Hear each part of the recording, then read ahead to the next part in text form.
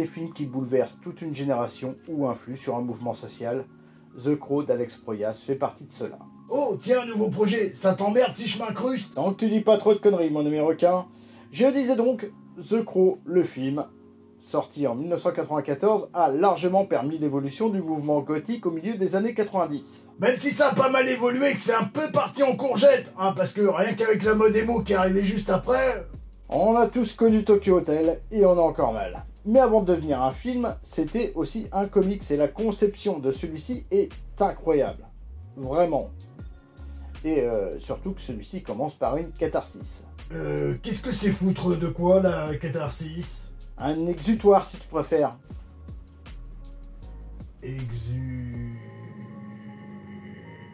Un défouloir, là où tu vas évacuer ta colère, ta rage, ta frustration, tout ça. Ah bah voilà, c'est comme quand il pète des assiettes dans Pascal le grand frère. Attention, accrochez-vous. Voilà. James O'Barr, l'auteur du comics, lui, devait se marier. Hein, il n'avait pas une vie oufissime jusqu'à là, mais la chance commençait enfin à lui sourire. C'est toujours quand tout va bien qu'il y a une couille qui arrive comme ça, là. Son destin fut bouleversé quand un chauffard ivre tua sa fiancée en perdant le contrôle de son véhicule. À ce moment-là, ivre de rage, mais impuissant tout de même, il évacua sa souffrance en créant. T'imagines quelqu'un de vénère comme ça et paf, tu fais une petite toile. Quelqu'un dit du mal de ta maman, attends, je vais prendre un stylo, je vais faire un croquis. Hein. T'as des crayons de couleur? Et il n'en a pas fait qu'une toile, il en a fait une œuvre sombre qui est encore plus dure. En effet, dans l'histoire du comics, il s'agit d'un couple, Eric Draven et Shelley Webster, qui vont se faire sauvagement assassiner. Et du coup, en gros, ce Eric Draven, c'est lui-même, mais comme s'il était mort à l'intérieur, c'est ça? C'est à peu près ça, on va dire. En tout cas, Shelley Webster se fait brutaliser. Elle se fait VIOLER, hein, clairement, et tuée par une bande de loupards. Eric Draven, dans son cas, lui, se fait juste tabasser et tuer et défenestrer à travers la fenêtre. Bon bref, c'est accompagné d'un corbeau à ce moment-là qui va revenir du royaume des morts pour se venger. Ah, j'imagine qu'il va casser des gueules. Ah, normal. Et pas qu'un peu. Pour la petite histoire, James O'Barr a donné les traits de sa défunte fiancée à Shelley Webster. Et ce qui fait que ça a été parfois très très dur pour lui de la dessiner. Bah, surtout à certains passages, j'imagine, où ça a dû choquer quand même. Et pour ma propre histoire, j'ai pu enfin rencontrer James O'Barr pour de vrai et lui demander des autographes. Hein. J'ai fait une photo aussi. Je vais sûrement la mettre au montage. Oui, je me la pète.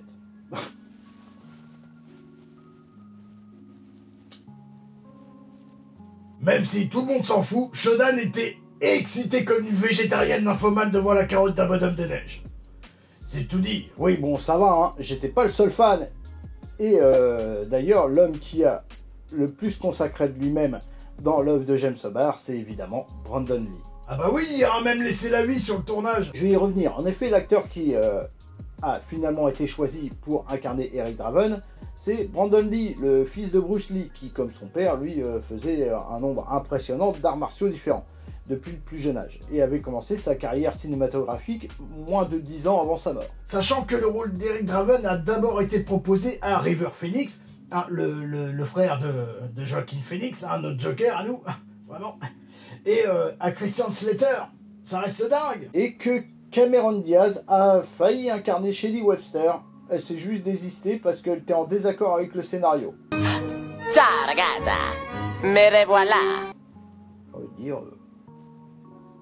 voilà. Ah, et la même année, elle est partie tourner un autre dérivé de comics, The Mask.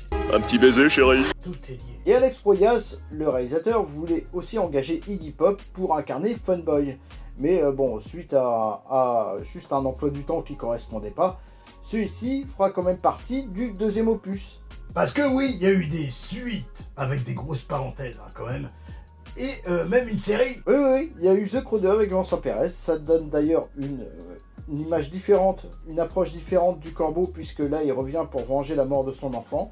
Ça me fait penser notamment à The Crow Razor, évidemment, ou à un personnage qui arrive dans la série The Crow Stairway to Heaven, où à la fin de saison, il y a une mère qui aussi est là pour venger la mort de son enfant, il me semble de souvenir.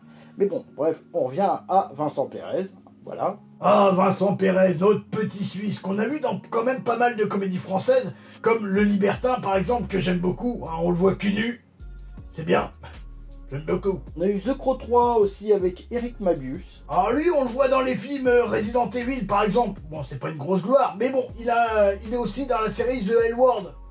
Et là on y retrouve Mia Kirchner dans The L Word, c'est elle qui a incarné la Sarah du deuxième opus, donc ça reste cool. Il y a eu aussi un projet avorté avec le rappeur DMX à l'époque, hein, qui aurait dû s'appeler Lazarus.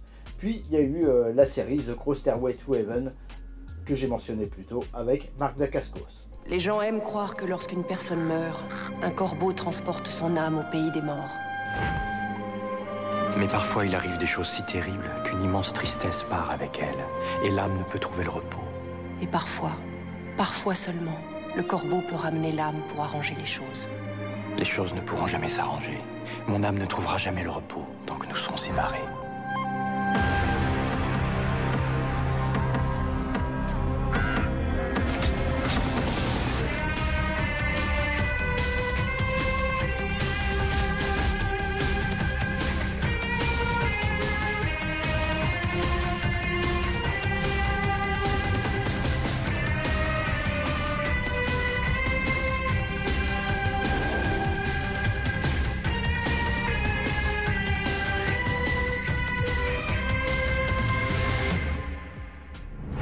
De Crying Freeman à Only the Strong, ce mec a une filmo quand même pas mal cool. Un peu oublié ces dernières années, mais quand même pas mal cool.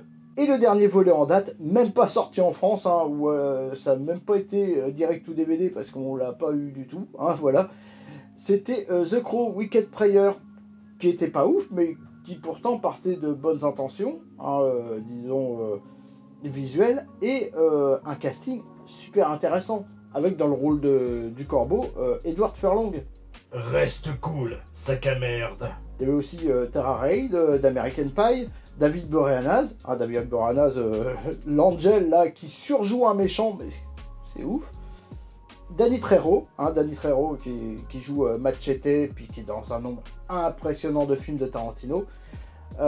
Emmanuel Shriki, que j'aime beaucoup. Que ce soit dans Sand Girls ou Rien que pour vos cheveux, cette femme est quand même magnifique. Et ainsi que Dennis Hopper, qui a tout simplement une carrière incroyable. Bon, ça digresse un peu là quand même, Grace. À plus tard, les lézards. Oui, bon, à la base, j'en étais à la mort de Brandon Lee. Donc, dans la nuit du 31 mars 1993, l'acteur Michael Massey... Ah, c'est celui qui incarne Funboy. Oui, lui, donc, il doit, pour les besoins d'une scène, tirer sur Brandon Lee avec un revolver chargé à blanc, tout simplement. La détonation retentit, il s'écroule sur le plancher, comme aux répétitions précédentes, tout compte fait. Et bon, il reste au sol. Hein, et le réalisateur est découpé, mais lui, il reste au sol, quand même. Ouais, tout le monde fait genre, wow, il fait super bien son taf. Jusqu'au bout, hein. Il a même l'odeur, tiens. Au départ, bon, personne réagit sur le plateau. L'acteur, donc Brandon Lee, était connu pour faire des petites farces comme ça. Donc la réaction des gens, voilà, ça s'est fait un peu attendre. Peut-être qu'à ce moment-là, ils ont vu tout le sang. Peut-être ils se sont dit, tiens, c'est bizarre, c'est pas normal. Bref, il a été transporté à ce moment-là à l'hôpital de Wilmington, en Caroline du Nord. Là, je vais devoir regarder les notes parce qu'il y a beaucoup de détails. Un projectile donc est rentré dans l'abdomen inférieur droit, a perforé l'estomac et d'autres organes vitaux avant de finir sa course près de la colonne vertébrale. Les lésions, hein, voilà, les lésions étant trop importantes, les médecins ne peuvent stopper l'hémorragie interne et Brandon Lee tombe dans le coma. Il meurt le 31 mars 1993 à l'âge de 28 ans. Voilà, c'est très jeune. En fait, lors d'une précédente utilisation, le flingue avait été chargé avec des balles réelles.